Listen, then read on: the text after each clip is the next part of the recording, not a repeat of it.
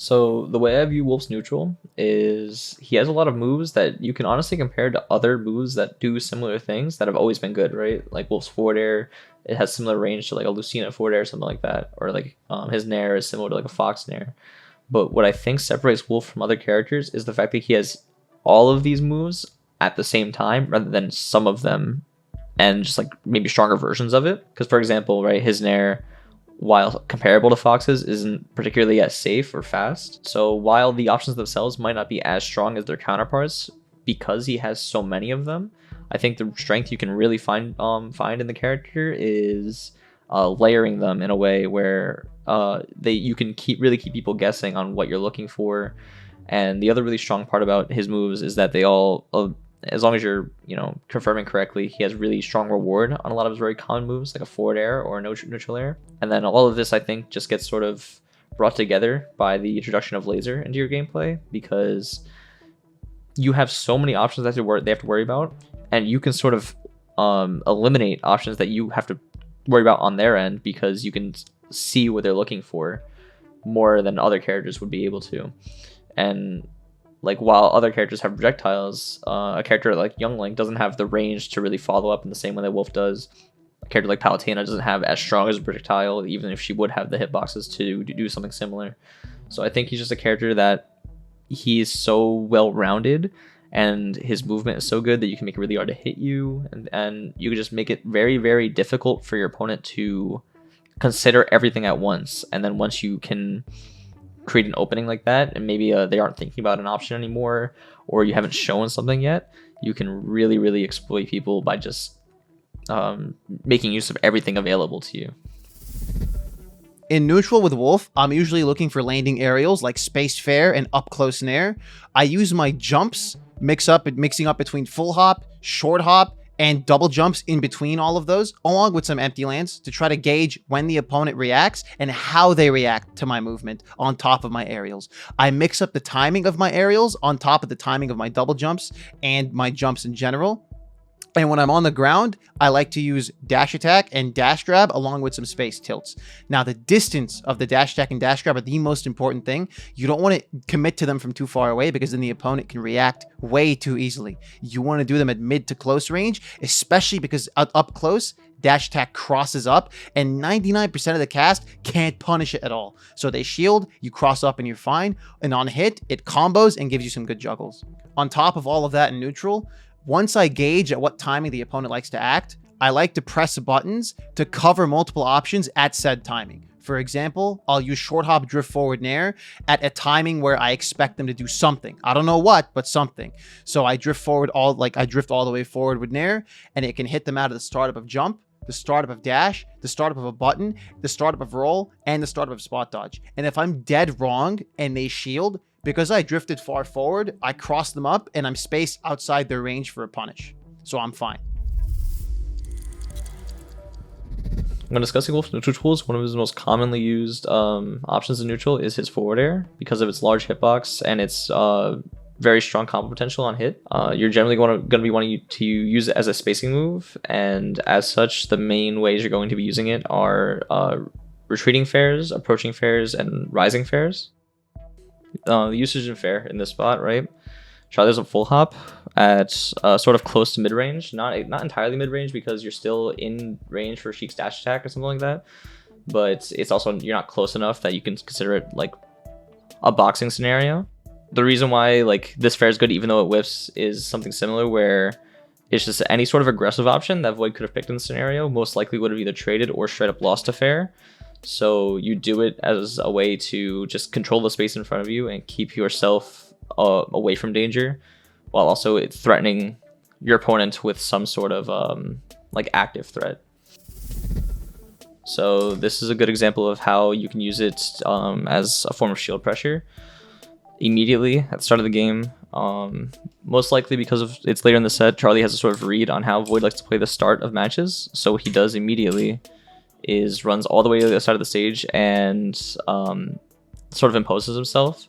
So this retreating fair right here keeps him safe, while also it confirms the situation. He now knows that Void is shielding and was willing to like play more defensive in this scenario. Keeps him safe, and more importantly, when you get to here, because Void has no direct out of shield responses, even though he could technically act earlier than you, there's nothing he can do to hit you. And now he's in the corner, and you're in a not directly advantageous scenario, but it's something that you can definitely capitalize on. It's not a direct neutral win in the sense where he hits his opponents, but it's a neutral win in the sense where it puts you in a scenario where you have technically more options than your opponent. And then immediately again does this forward air to sort of force Void to play slowly out of the corner. He couldn't, just like dash attack or commit to a rising aerial because he's safe in this scenario, and he creates that distance again. So it's just sort of looping the same idea where it's not, you're not hitting them, but you're whittling their shield, you're applying pressure, and you can sort of pay attention to how they react to a scenario like this, and then confirm that into bigger neutral wins later based on their habits or the sort of feeling you can create around the situation. Actually, if we just go to the follow-up right here, Void does fair out of shield here, and very clearly was not a direct punish. Say if you were ready for this response and you blocked the forward air and got an up smash out of shield, or you pivot grabbed, or any sort of like just direct challenge, you would either win the trade or just straight up win the situation. That's a situation that really only fair can create because it's your longest range aerial, and it's your main spacing tool. So if you want to put on pressure from a distance, or you want to pressure their shield from like a safe ways away, something like, even if you were to nair, right, it would be technically safe, but you're right next to them, so there's more things they can work with there. But if you're spaced with a forward air, it's just so far that they don't have a direct answer. So this is a good example of what I was talking about before with creating the pressure and then following up off of it. I'd retreating fair on shield on Rivers of Shield here. Because the banana's behind him, and because I've played him enough that I sort of have a feel for his habits, I think that he's going to do something defensive here, like a rollback or short hop backwards. So I do this, and then I immediately commit to a dash attack to catch his defensive option. This sort of scenario couldn't have been recreated with a different move, because if I nair, I'm close enough that he has aggressive counterplay. Like, he could try to grab me if he thinks I won't spot dodge. He could read the spot dodge if he thinks I will. Up you out of shield, just stuff that can sort of mess with this scenario. But because I'm far enough away and I have a read on what he likes to do, I can capitalize into a strong neutral win rather than a positional advantage or just some sort of better situation for me. As opposed to retreating fair, which you use to create distance, to put on safe shield pressure or something like that, you use approaching fair to create more offensive or aggressive mix-ups. Because of its hitbox and the way that he curls his hand when he does the move, it's really easy to cross up shields with it. As well as it has a very strong, even though you're doing a landing aerial, it still has a very strong anti-air hitbox. So if you're trying to catch jumps or catch their aggressive option, like if you think they're going to dash into you or whiff a ground move or something like that, those are generally the times you want to use approaching fair. So in this situation, right, Charlie goes to mid range, sees that he's shielding, decides to back off a little bit, and then sees that he whiffs, right? And then once he whiffs here, he can either block if he wants to respect turn order is the term you can use here. If he wants to respect Charlie's turn here, he could shield and then just deal with the pressure. Or if he thinks that Charlie won't commit or is nervous enough to just run away from a situation that he has at disadvantage in, he could try to pick a real defensive option like a dash back or a roll away. He decides to dash back here. So here Charlie starts to jump forward and sees that AC is walking forward with a grenade in his hand, meaning that his only options here are to continue walking or to shield. So he tries to catch him doing an aggressive option. Usually snake players here will try to dash forward with grenade in hand to bait a hitbox, get you to hit their shield with it in hand, explode, and then they get a combo off of it. Charlie reads that, so he goes for a fair. AC whiffs a grab, expecting either a different sort of aerial or he just misread the timing. And then this is possibly Wolf's best combo starter. So because of that, Charlie goes for like a direct kill combo. In this clip, Larry shoots a laser, and then Leo full hops over it and then fast falls to try to make the situation as stressful as possible for Larry because he is in laser lag here. So he drifts in and then shoots a gun right in front of his shield because that's the safest thing that Joker could do from this position.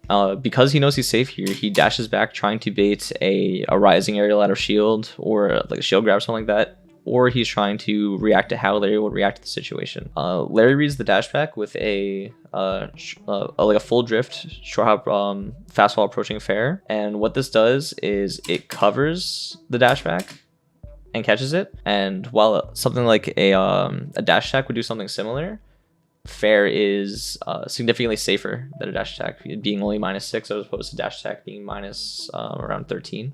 And it also leads to a better combo than a dash attack would. So it's just an overall better situation for a Wolf player to get this kind of starter if the opportunity presents itself, while also being a safer option. The general added advantage to spacing your moves is that if somebody was to shield them, it would be safer, right?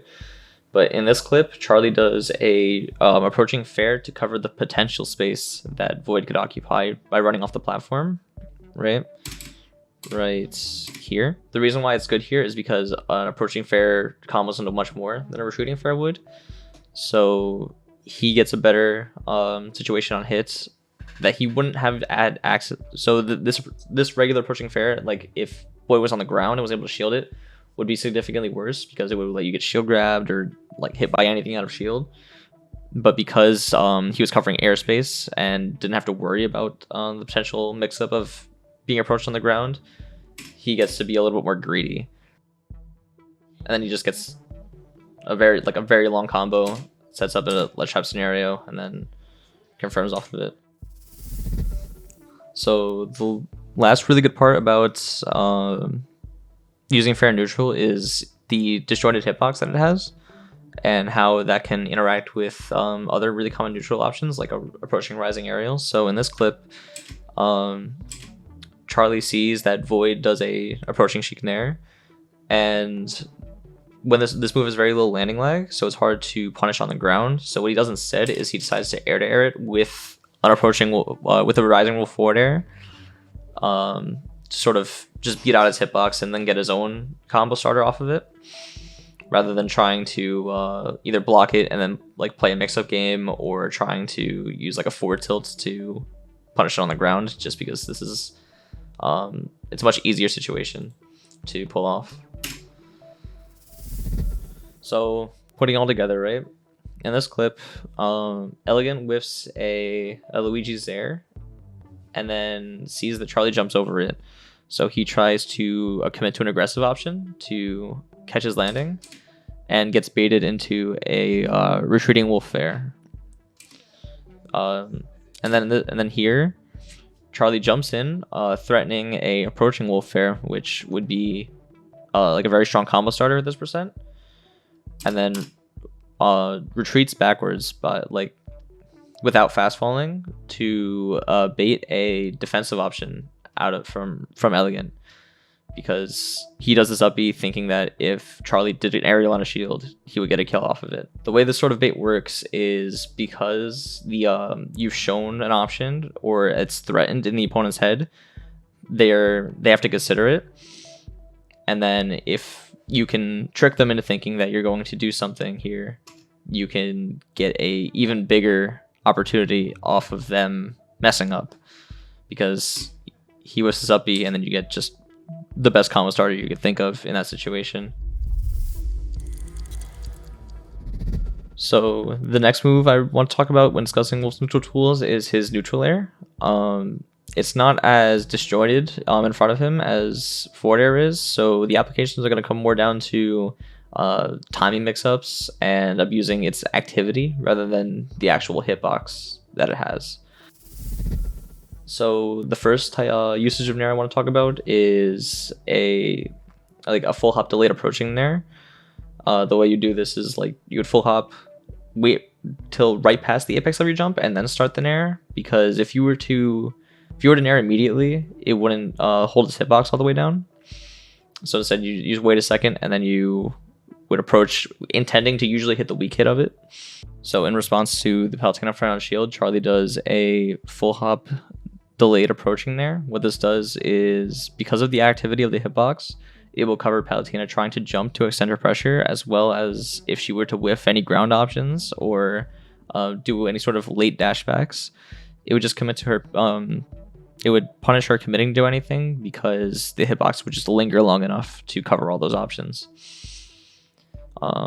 So it covers the startup of Palutena Nair here, and then the other advantage of this kind of Nair is it has strong combo potential. So you see after he lands it, he gets a down tilt off of it into a tech chase. So one of the other really strong uses of Nair neutral is using the stronger hitbox of it at the start of it on people's shields because of the frame data. It is -4 on shield, which would be Wolf's safest aerial. So in this clip, Larry commits to a double jump fast fall into Leo here. And then to make the option safe, he does a late landing Nair on his shield. And the added benefit is that this strong Nair has really strong combo potential at low percents. So people have to be threatened about getting hit by it, so they can't disrespect the option. So we've talked about more aggressive usages of Nair neutral, but because of the larger than average hitbox and the activity of the move, there are actually very strong defensive applications as well. So in this clip, Charlie full hops, and he doesn't really commit to drift forward or drift back yet. So he sees Cosmos dash back and then expects him to dash back in to try to get a whiff punish on his landing. And in response, he does a retreating falling Nair rather than an approaching one to sort of catch a grounded option while not having to time it as well as you would a fair or something like that, because of how active Nair is as a hitbox. And then catches Cosmos dashing in here, presumably for either a down tilt or a dash attack. Typically, Wolf's up-close aerial pressure isn't fantastic. You normally want to space outside the range of the opponent's out-of-shield options rather than landing up close with an aerial. However, if you do want to land up close and have a little bit of up-close pressure, full hop low Nair is your best bet. Now, why low Nair? The higher an aerial hits shield, the less safe it is. For example, right here, I hit the top of Crom's shield, I get true shield grabbed. I can't do anything there. However, if I hit his shield a little bit lower, if I hit it around the middle or the very bottom, I can jab him out of his shield grab. I can even jump over his shield grab if I want to. So, one of your best bets for up close pressure is low Nair. It's fantastic. A very important part of Wolf's neutral is his utilization of grab. Wolf has a grab that's 1 frame faster than the rest of the cast, and he also has very high return off of it. So you need to be mixing up grabs within your attacks to really get the full brunt of Wolf's mix-up game, and it helps open people up a lot easier. The first utilization of Wolf's grab I'm going to talk about is Wolf's dash grab. So in this clip, right, Leo does a Arsene forward tilt on Larry's shield, which is safe, but you do have to worry about the potential Wolf up smash from this position because Larry's back is facing towards him. So because of that, Leo does forward tilt into shield, thinking that would be probably the safest possible option. And Larry uses that opportunity with the threat of his possible attack to get a unreactable dash grab from this spot. The next neutral application of Wolf's grab that I want to talk about, and possibly the most important in my opinion, is using empty land grab in conjunction with your attacks to create a strong mix-up. So I use my position here on the PS2 platform to threaten either a landing aerial or a double jump mix-up or something that can apply like direct pressure to movement. Like for example, if Zombo was to keep dashing here and I did fall through Nair or fall through Fair, he would get hit by it. Or if he was to jump back and I read it with a jump Nair off the platform, I can cover a lot of different options from here. So using that, I think that he will do run up shield to bait like an unsafe aerial. If I was to Fair and he shielded, I would get show grabbed and potentially die off of a down throw berry. So I do run off and empty land grab here, which, while it doesn't kill from the situation, could kill at a later percent or lead into a combo at an earlier percent. So continuing off the last clip, from here, Zombo does a whiffed auto canceled raw Nair and shields immediately to sort of bait a failed whiff punish if I was to dash attack or forward tilt here, and then he would block it and then get a punish off of it. Instead, I used this opportunity to set up a full hop for myself, and from here I have a couple different options. I could do like a landing aerial or grab, as I mentioned before. So I grab him here, and then in the corner he shields again, and because I had just grabbed him, the idea that I'm threatening grab is in his head, and he chooses to jump out of the corner here, and then I follow up on that as well with a back air. So it goes to show like what mixing in more grabs can do to lead to even better situations later, like punishing their escapes from your grab attempts, like a roll or a jump. So a situation I like to create openings in neutral is the scenario where you are jumping into somebody's shield directly. Because Wolf only has mainly frame 7 aerials, the only ones not being frame 7 being his back air, which you only have access to if you're facing away from them, and down air, which is very unsafe on shield. I instead like to use his fast fall to create a sort of pressure scenario, right? So from this situation, when I drop off this platform, he cannot react to anything I do here because the situation happens too fast. So I have access to a few main options.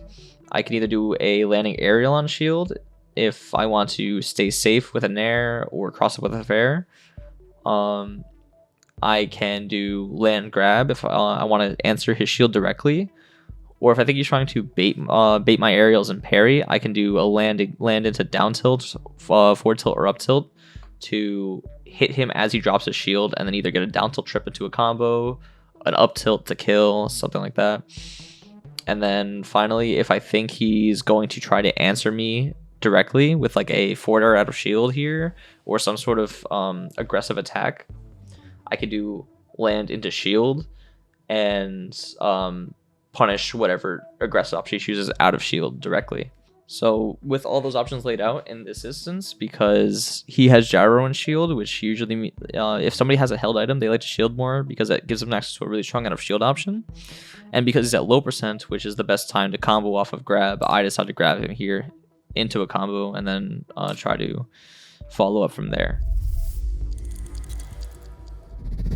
A very important part of Wolf's ground and neutral is making proper use of his dash attack. While it can be risky at times because it is technically unsafe, its range and its cross-up potential can make it hard to punish or just a very strong option to use in certain scenarios. The main ways you're going to be wanting to use it are to break people's zones, whiff punish their moves, anti-air them, or try to mix up their shield using things like cross-ups. So in this clip here, Zomba does a gyro toss in my shield, and while I can't directly punish it from this spacing, he is in a lot of lag. So what I decided to do here is I decided to do a drop shield dash attack to break his zone, and by that I mean if he decides to do any sort of options within the range of dash attack from here, he will get hit because he doesn't have enough time to get away from the option. So if you see here, he does dash back jump, and he gets hit because he was in disadvantage, like a frame disadvantage after throwing the gyro. He had to either respect the option or bank that I wasn't going to do it and get hit anyway. And he guessed wrong in that sense. So continuing off that point, in this clip here, I am landing above Rivers, and I do a safe landing nair on his shield. In response, he full hops away to sort of get him out of that scenario, and I read him not doing any sort of like double jump or monkey flip to get to like burst on. You choose a burst option to get out of the way. So I decide to read his landing and break his zone once again with another dash attack. So the next important use of dash attack I want to go over is abusing its burst range to whiff punish moves. Wolf's run speed is, while not the slowest in the game, isn't particularly fast, but his dash attack lunges him forward very far. So what this does is it gives you an option to hit people doing moves that are normally at a range that you cannot hit. So in this clip, you see Leo trying to drift to mid stage and use a back air to cover his landing. And what Larry does is he starts a dash attack kind of early so that he can abuse Wolf lunging forward to get the whiff punish rather than doing something like a run up shield to sort of reset the situation or something like that. So on the last clip, I showed an example of whiff punishing a retreating move. Charlie here uses his dashback to create space between him and Meister, and Meister commits to a rising game watch nair. So Charlie uses this opportunity to dash back in and whiff punish an approaching move with a dash attack in a spot where something like a dash back forward tilt wouldn't have had enough range to do the same thing. Again, using the lunge forward of Wolf's dash attack to your advantage to give yourself that extra boost that you need to hit people when they whiff moves near you. So another more niche use of Wolf's dash attack I want to mention is if you notice when he does the move, you can see his legs sort of kick upwards. And what this can do is it can actually anti-air people. And the way you can use this is if a character has a shorter short hop, like Steve, Crom, or Mithra, or if you want to try to catch somebody's landings, you could sort of aim for the ending part of the move or the part where he kicks his knee up, which would be the hitbox that sends upwards. You can use that to actually hit people while they're still in the air rather than after they've already hit the ground and like try to time it when they're in lag. It just sort of gives you a little bit more leeway and can also hit people without letting them get their double jump back, or if they were trying to do, like if they were in the startup of an aerial. Now here's a good example of the cross-up dash attack in action. As you can see at this distance, this is the perfect distance to use either dash grab or dash attack in this spot. It's very difficult for the opponent to react, and dash attack especially covers multiple options. In this spot, it has the potential to hit the startup of multiple buttons, the startup of jump, and if they shield, you end up behind them. A lot of people in this spot as well, because they don't expect the cross-up, are very quick to press a button like Rivers does here, and Jakal goes for the immediate punish, and now he has a juggle.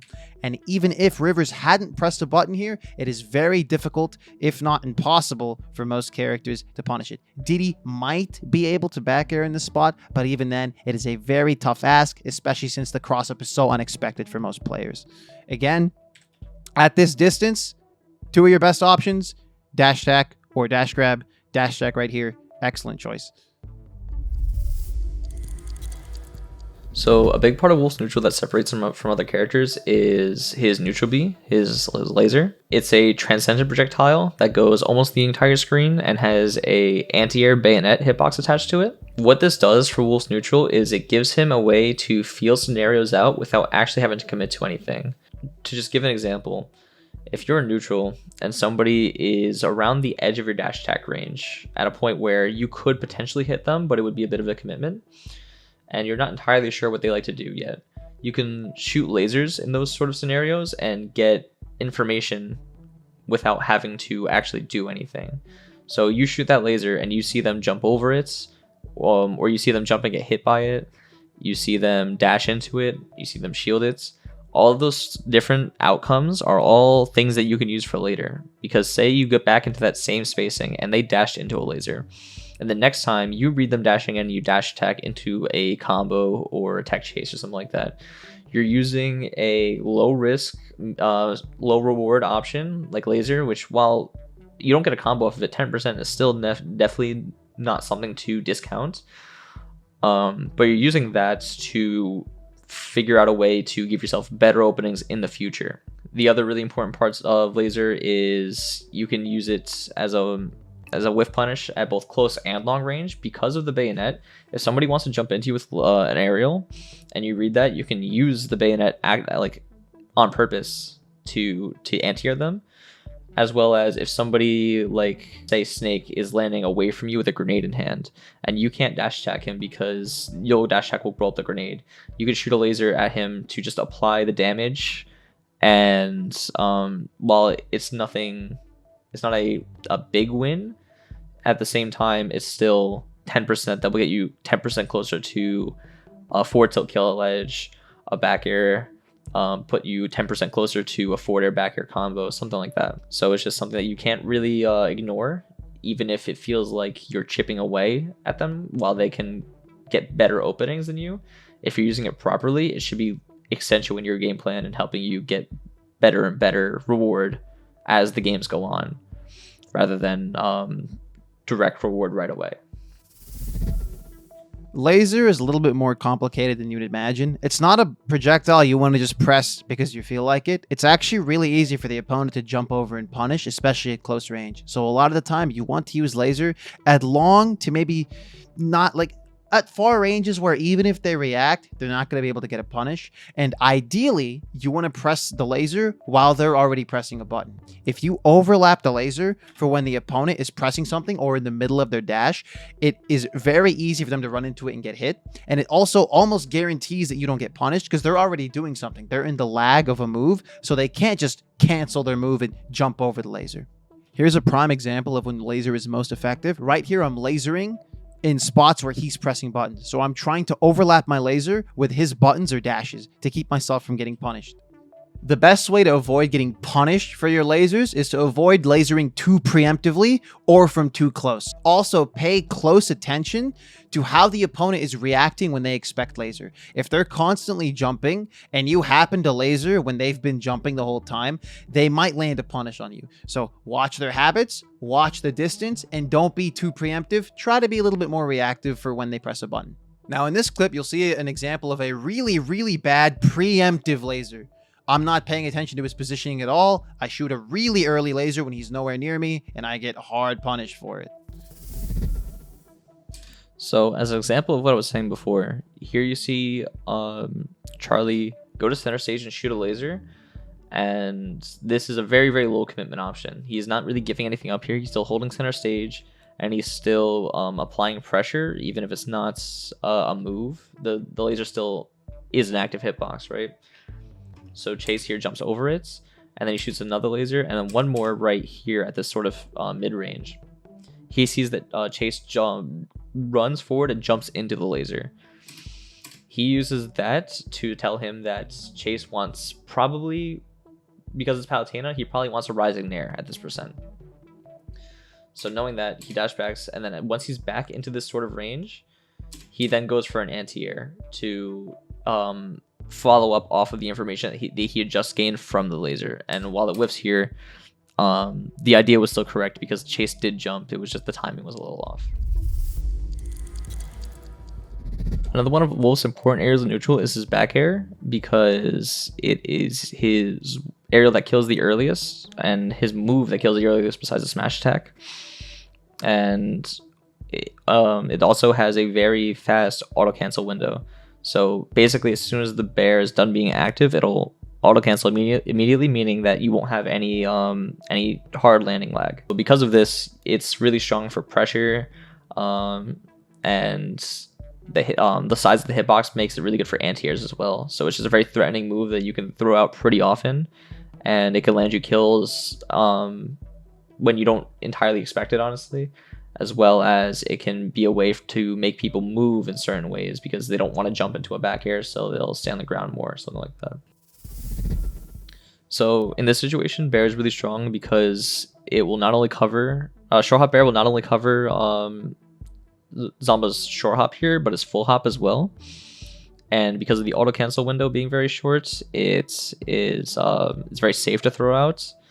And because of its kill potential, it's a very scary move to have to deal with. So it can create a sort of like, it can make your opponent more nervous than they would be otherwise, and it'll maybe make them pick options that they wouldn't do. So for here, right, I have the option of drifting into a shield with a back air to maybe try to shield poke it or just deal shield pressure.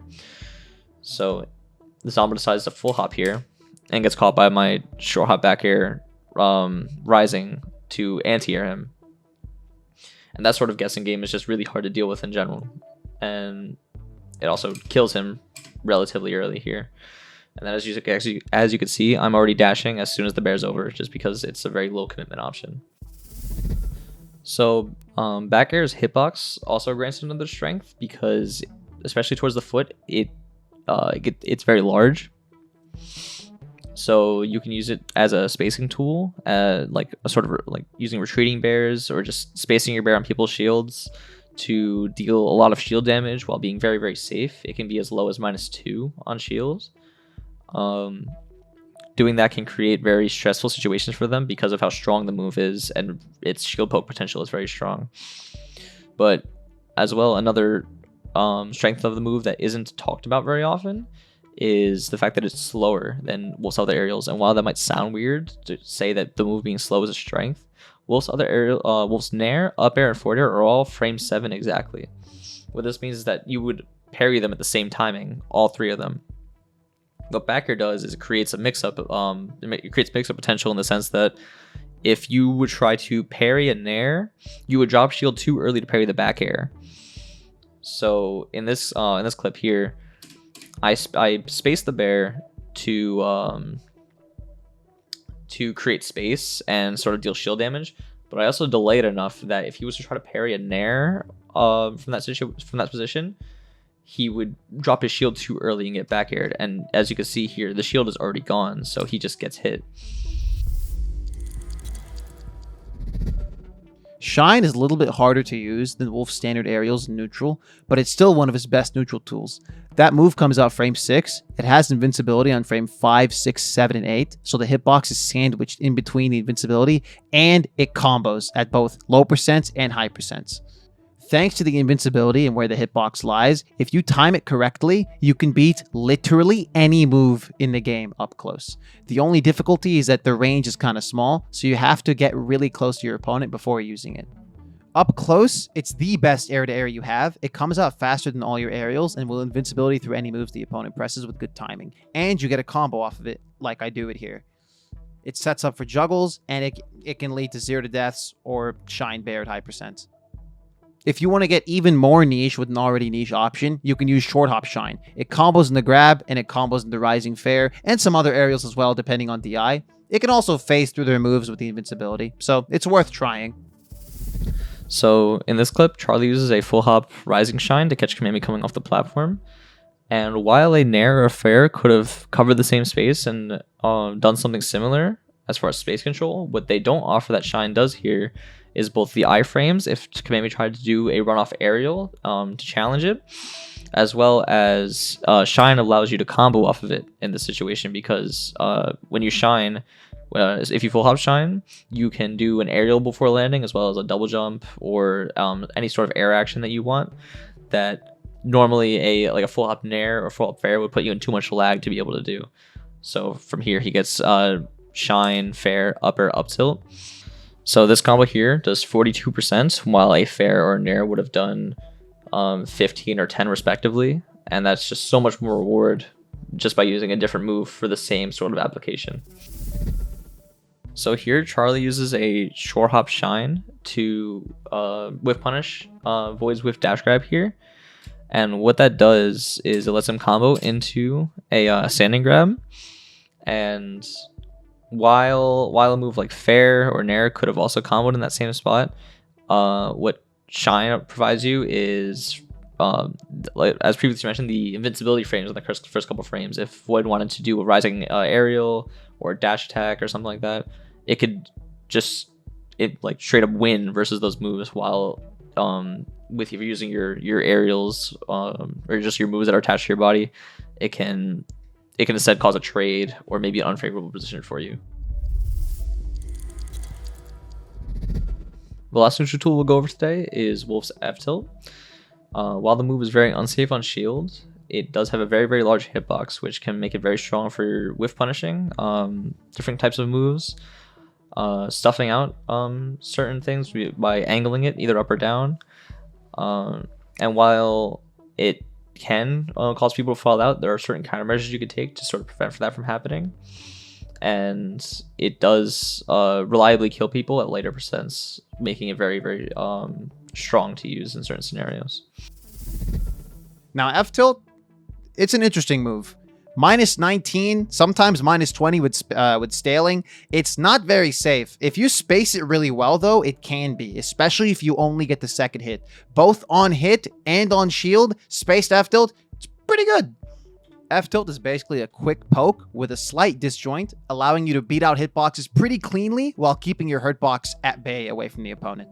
The move can also be pivot canceled, giving you a little bit of a slide, increasing its range, and helping you space it a little bit better.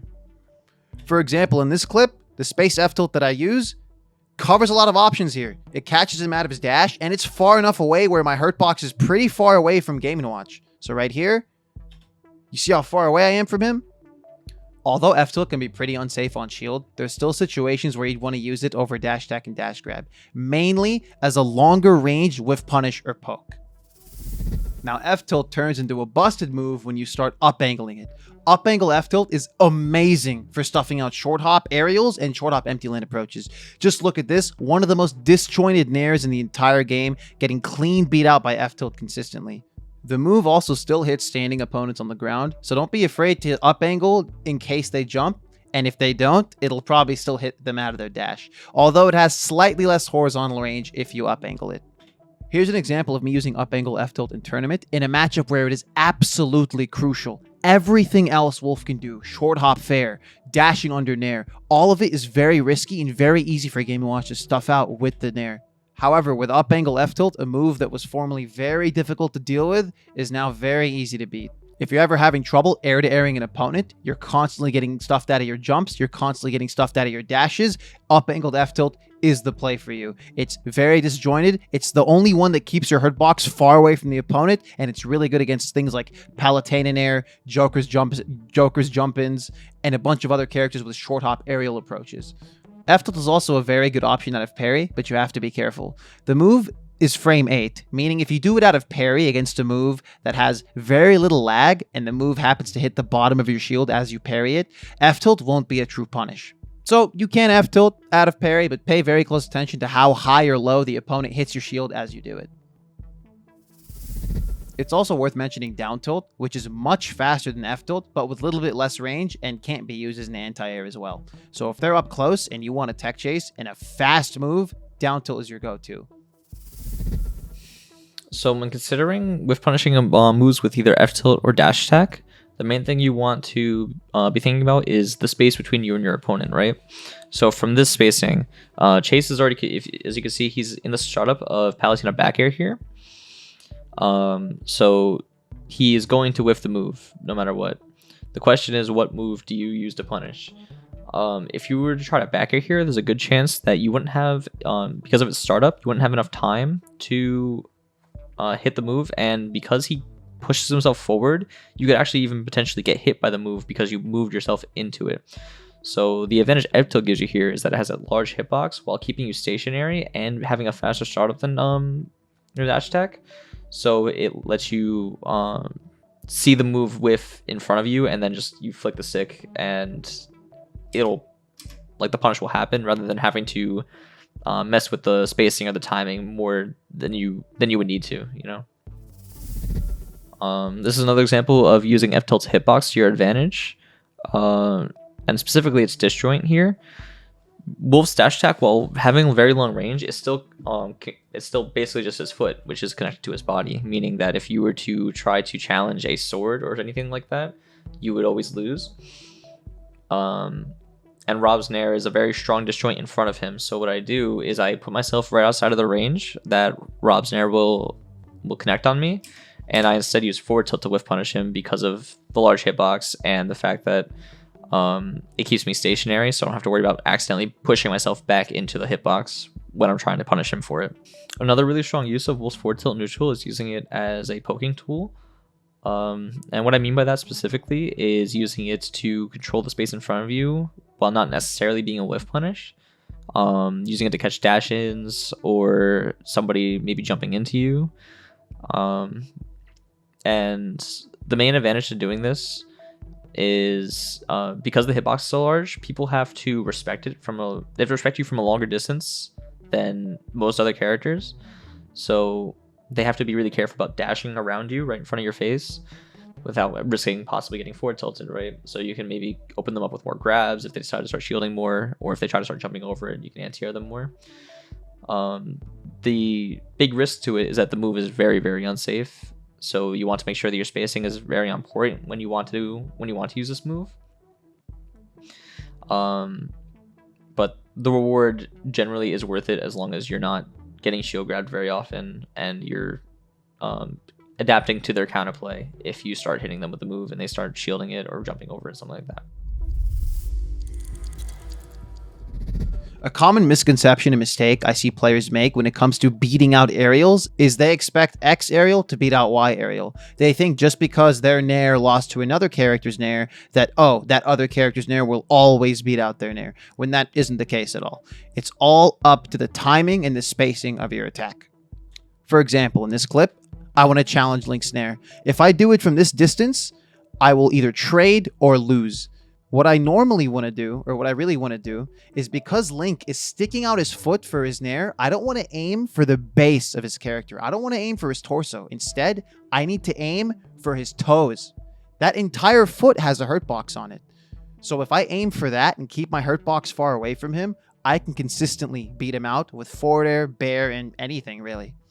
That's why learning hurtboxes is very important. You can go on Ultimate Frame Data, for example, and look at character hurtboxes. They're the little gray polygons attached to the character's character model. I have a funny story with hurtboxes one time. I was fighting a Charizard and he was using his bair to challenge me, and I tried to swing and hit him out of the bair by hitting his tail, and I phased through him every time. And to my dismay, when I went on Ultimate Frame Data, I saw that his tail doesn't have a hurtbox on it at all. Imagine if I tried to challenge that thing in bracket and died really early for it.